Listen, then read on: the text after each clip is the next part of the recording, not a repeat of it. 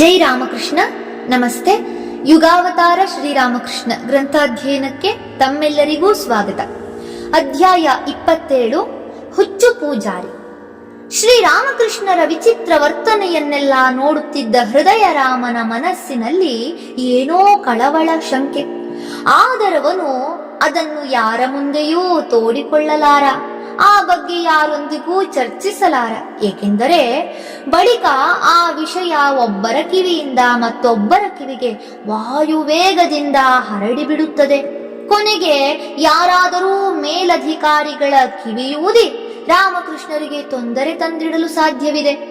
ಆದರೆ ಪ್ರತಿದಿನ ಪ್ರತಿಕ್ಷಣ ಇಂತಹ ವಿಚಿತ್ರಗಳು ಕಣ್ಣೆದುರಿಗೇ ನಡೆಯುತ್ತಿರುವಾಗ ಎಷ್ಟು ದಿನವೆಂದು ಮುಚ್ಚಿಡಲಾದೀತು? ಆದರೆ ಹೃದಯನ ಅದೃಷ್ಟವೋ ಏನೋ, ಅವನು ಆ ಬಗ್ಗೆ ಯಾರಿಗೂ ಹೇಳಬೇಕಾಗಿ ಬರಲಿಲ್ಲ. ಪೂಜಾ ವೇಳೆಯಲ್ಲಿ ದೇವಾಲಯಕ್ಕೆ ಬಂದ ಜನರೇ ಅಲ್ಲಿನ ವಿಚಿತ್ರ ವ್ಯವಹಾರವನ್ನು ಕಂಡು ದಿಗ್ಭ್ರಾಂತರಾದರು. ತರುವಾಯ ಖಜಾಂಚಿಗೂ ಪಾರುಪತ್ತೇದಾರರಿಗೂ ವಿಷಯವನ್ನು ಮುಟ್ಟಿಸಿದರು. ಆಗ ಅಧಿಕಾರಿಗಳು ತಾವೇ ಬಂದು ರಾಮಕೃಷ್ಣರ ಹುಚ್ಚು ಪೂಜೆಯನ್ನು ಕಣ್ಣಾರೆ ಕಂಡರು.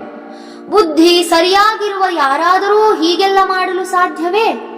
ಆದರೆ ರಾಮಕೃಷ್ಣರ ಆವೇಶಭರಿತ ಮುಖಭಾವವನ್ನು, ಮೈ ಮೇಲೆ ಏನೋ ಬಂದಂತೆ ವರ್ತಿಸುವುದನ್ನು, ನಿರ್ಲಕ್ಷ್ಯ ಬುದ್ಧಿಯನ್ನು, ನಿಸ್ಸಂಕೋಚ ನಿರ್ಭಯ ಮನೋಭಾವವನ್ನು ಕಂಡು ಅವರಿಗೆ ದಿಗಿಲಾಯಿತು.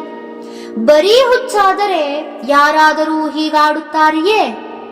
ಆದರೆ ಈ ಅಧಿಕಾರಿಗಳು ರಾಮಕೃಷ್ಣರಿಗೆ ನೇರವಾಗಿ ಏನನ್ನೂ ಹೇಳಲಾರದೆ ಹೋದರು. ಆದ್ದರಿಂದ ಸುಮ್ಮನೆ ತಮ್ಮೊಳಗೆ ಪಿಸುಗುಟ್ಟಿಕೊಂಡು ಹಿಂದಿರುಗಿದರು. ಬಳಿಕ ಪಾರುಪತ್ತೇದಾರರು ಇನ್ನಿತರರು ಎಲ್ಲ ಸೇರಿ ಚರ್ಚೆ ಮಾಡಿ ಕೊನೆಗೊಂದು ತೀರ್ಮಾನಕ್ಕೆ ಬಂದರು. ಭಟ್ಟಾಚಾರ್ಯರಿಗೆ ಒಂದೋ ಹುಚ್ಚು ಹಿಡಿದಿರಬೇಕು, ಇಲ್ಲವೇ ಯಾವುದೋ ದೆವ್ವದ ಆವಾಹನೆಯಾಗಿರಬೇಕು.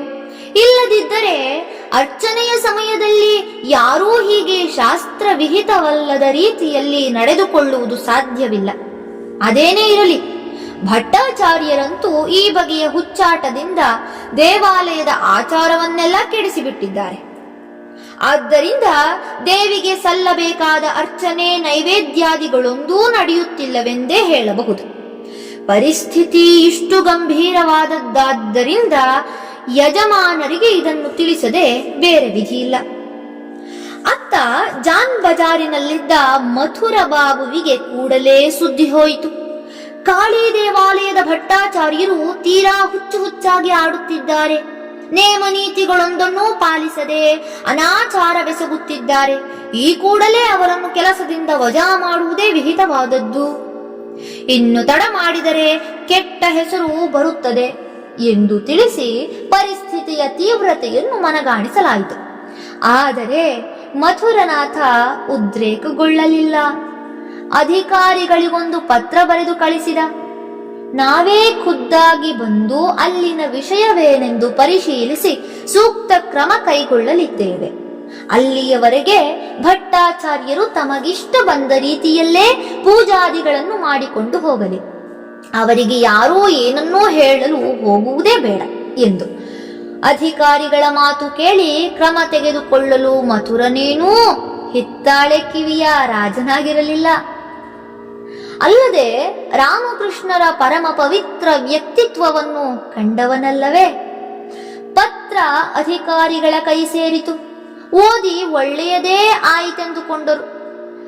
ಈ ಅರ್ಚಕನ ಹುಚ್ಚಾಟವನ್ನು ಕಂಡು ನಮಗೇ ಇಷ್ಟು ಸಂಕಟವಾಗಬೇಕಾದರೆ ಇನ್ನು ಬಾಬುಗಳಿಗೆ ಕೋಪ ಬರದಿದ್ದೀತೆ?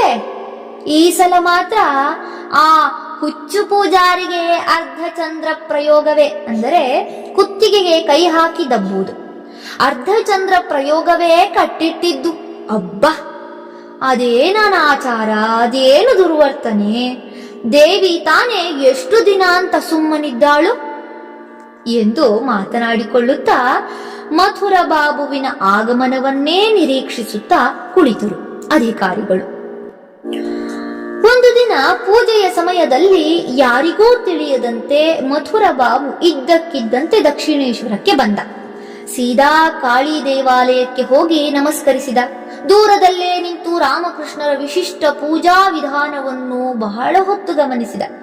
ಎಂದಿನಂತೆ ಅವರು ತಮ್ಮದೇ ಆದ ರೀತಿಯಲ್ಲಿ ಪೂಜೆ ಮಾಡಿದರು, ನೈವೇದ್ಯ ಮಾಡಿದರು. ಅತಿ ವಿಸ್ಮಯದಿಂದ ಮಥುರ ಕಣ್ಣರಳಿಸಿಕೊಂಡು ನೋಡುತ್ತಿದ್ದಾನೆ. ನೋಡುತ್ತಿದ್ದಂತೆ ಅವನ ಎದೆಯಲ್ಲಿ ಭಕ್ತಿ ಆನಂದದ ಭಾವ ಉಕ್ಕಿ ಹರಿಯಲಾರಂಭಿಸಿದೆ. ಶ್ರೀರಾಮಕೃಷ್ಣರಿಗೆ ಮಾತ್ರ ಯಾರು ಬಂದರೋ ಯಾರು ಹೋದರೋ ಒಂದೂ ತಿಳಿಯದು. ಎದುರಿಗಿರುವ ಜಗಜ್ಜನನಿಯೊಬ್ಬಳನ್ನುಳಿದು ಬೇರಾವುದೂ ಕಾಣುತ್ತಿಲ್ಲ. ಮಥುರನಿಗೆ ಮೊಟ್ಟ ಮೊದಲು ಗೋಚರವಾದ ಅಂಶವೆಂದರೆ ಅವರ ಏಕಾಗ್ರಚಿತ್ತತೆ, ಏಕನಿಷ್ಠೆ. ಹಿಂದೆ ಅವನು ಆಲೋಚಿಸಿದ್ದ, ರಾಮಕೃಷ್ಣರಿಗೆ ಇಂತಹ ಉನ್ನತ ಸ್ಥಿತಿ ಹೇಗೆ ಲಭ್ಯವಾಗಿರಬಹುದು ಎಂದು. ಈಗ ಅವರ ಬಾಲ ಸಹಜ ವರ್ತನೆಯನ್ನು ಕಂಡಾಗ ಅವನಿಗರ್ಥವಾಯಿತು. ಆಹಾ, ಈ ಬಗೆಯ ಸಹಜ ಪ್ರಾಮಾಣಿಕ ಭಕ್ತಿ ಪ್ರೇಮಗಳಿಗಲ್ಲದೆ ಮತ್ತಾವುದಕ್ಕೂ ಒಲಿದಾಳು ಜಗನ್ಮಾತೆ. ಮತ್ತಾವುದರಿಂದ ಲಭಿಸೀತು ಆಕೆಯ ಸಾಕ್ಷಾತ್ಕಾರ? ಅವರನ್ನೇ ದಿಟ್ಟಿಸಿ ನೋಡಿದ ಮಥುರ ಬಾಬು, ಅರೆ ಇದೇನು? ಪೂಜೆ ಮಾಡುತ್ತಾ ಇದ್ದಕ್ಕಿದ್ದಂತೆ ಅವರ ಕಣ್ಣಿಂದ ಪ್ರೇಮಾಶ್ರುಧಾರೆ ಉಕ್ಕಿ ಹರಿಯುತ್ತಿದೆ. ಇಂಥದ್ದೊಂದು ಸಂಗತಿ ಜಗತ್ತಿನಲ್ಲುಂಟೆ? ಮತ್ತೆ ನೋಡಿದ ಮಥುರ, ರಾಮಕೃಷ್ಣರು ಬಾಹ್ಯ ಪ್ರಜ್ಞೆಯನ್ನೇ ಕಳೆದುಕೊಂಡಂತೆ ತೋರುತ್ತಿದೆ. ಅಪ್ರಯತ್ನವಾಗಿ ಅವನ ಕಣ್ಣಿನಿಂದಲೂ ಧನ್ಯತೆಯ ಅಶ್ರು ಬಿಂದುವೊಂದು ಉರುಳಿತು. ಇಂತಹ ಅಲೌಕಿಕ ದೃಶ್ಯವನ್ನು ಕಂಡ ತಾನೇ ಧನ್ಯ ಎಂದುಕೊಂಡ. ಇಡೀ ದೇವಾಲಯವೇ ಜಗನ್ಮಾತೆಯ ಜೀವಂತ ಸಾನ್ನಿಧ್ಯದಿಂದ ತುಂಬಿರುವಂತೆ ಭಾಸವಾಯಿತು. ಭಟ್ಟಾಚಾರ್ಯರು ಜಗನ್ಮಾತೆಯ ಪೂರ್ಣ ಕೃಪೆಗೆ ಪಾತ್ರರಾಗಿರುವರೆಂಬುದರಲ್ಲಿ ಅವನಿಗಿನ್ನು ಸಂದೇಹವೇ ಉಳಿಯಲಿಲ್ಲ. ಹನಿಗೂಡಿದ ಕಂಗಳಿಂದ ದೂರದಿಂದಲೇ ಜಗನ್ಮಾತೆಯನ್ನು, ಆಕೆಯ ದಿವ್ಯ ಅರ್ಚಕನನ್ನು ಕಂಡು ಮತ್ತೆ ಮತ್ತೆ ನಮಸ್ಕರಿಸುತ್ತಾ ತನ್ನೊಳಗೆ ಹೇಳಿಕೊಂಡ, ಅಂತೂ ಈ ದೇವಾಲಯದ ನಿರ್ಮಾಣ ಸಾರ್ಥಕವಾಯಿತು. ಇದೀಗ ಆಕೆ ನಿಜವಾಗಿ ಪ್ರತಿಷ್ಠಿತಳಾಗಿದ್ದಾಳೆ. ಇದೀಗ ಆಕೆಯ ನಿಜವಾದ ಪೂಜೆ ನಡೆಯುತ್ತಿದೆ. ಮತ್ತಿನ್ನೇನಾಗಬೇಕು? ಭಕ್ತಿ ಜಲಸೇಚನೆಯಿಂದ ಅವನ ಹೃದಯ ಶುದ್ಧಗೊಂಡಿತ್ತು. ಅಮ್ಮ, ಹೋಗಿ ಬರುತ್ತೇನೆ ಎಂದು ಹೇಳಿಕೊಂಡು ಅಲ್ಲಿಂದ ಹೊರಟ. ಅಧಿಕಾರಿಗಳಿಗೆ ಏನೂ ಹೇಳದೆ ಕಲ್ಕತ್ತಕ್ಕೆ ಮರಳಿದ. ಧನ್ಯವಾದಗಳು. ಮುಂದುವರಿದ ಭಾಗ ಮುಂದಿನ ಸಂಚಿಕೆಯಲ್ಲಿ. ಓಂ ಶಾಂತಿ ಶಾಂತಿ ಶಾಂತಿ. ಹರಿ ಓಂ ತತ್ಸತ್. ಶ್ರೀರಾಮಕೃಷ್ಣಾರ್ಪಣಮಸ್ತು. ಸರ್ವೇ ಜನ ಸುಖಿನೋ ಭವಂತು. ಜೈ ಶ್ರೀಮಾತೆ.